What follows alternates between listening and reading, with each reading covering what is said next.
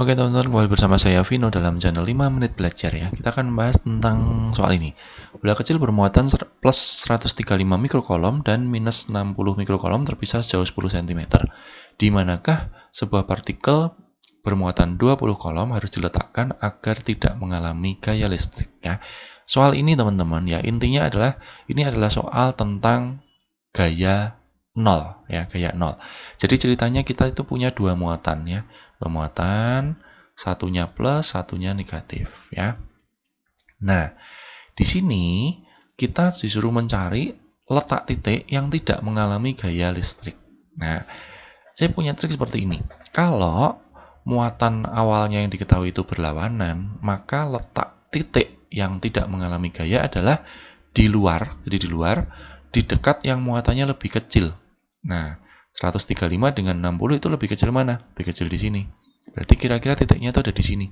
Jadi, dia yang 20 kolom ini harus diletakkan ada di sini, ya, supaya dia tidak mengalami gaya listrik. Tetapi kalau muatannya aslinya sejenis, positif dengan positif atau negatif dengan negatif, itu pasti letaknya di antaranya. Jadi kalau misalkan awalnya sudah diketahui seperti ini, berarti letak titiknya adalah di antaranya, seperti itu ya. Oke. Nah, ini tadi 10 ya teman-teman. 10 cm, saya pakai cm aja. Ini jaraknya kita mau cari X. Nah, soal seperti ini, intinya hanya kita akan gunakan rumus ini teman-teman. Jadi Q1 per Q2 sama dengan R1 per R2 kuadrat. Enggak pakai dibalik ya. Jadi Q1 itu ini 135, biarkan dalam mikrokolom saja karena ini perbandingan, per 60 Q2-nya, sama dengan R1 itu artinya jarak dari sini ke sini.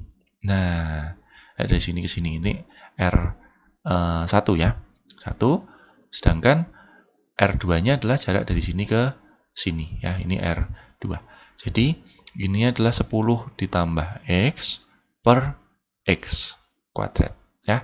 Oke, nah terus pengerjainnya teman-teman bisa sederhanakan aja dari bentuk akarnya. Jadi biasanya ini kan kalau kita sederhanakan ini adalah 9 per 4. Nah berarti kalau gitu, kalau kita akar ya, jadi 3 per 2 sama dengan 10 plus X per X.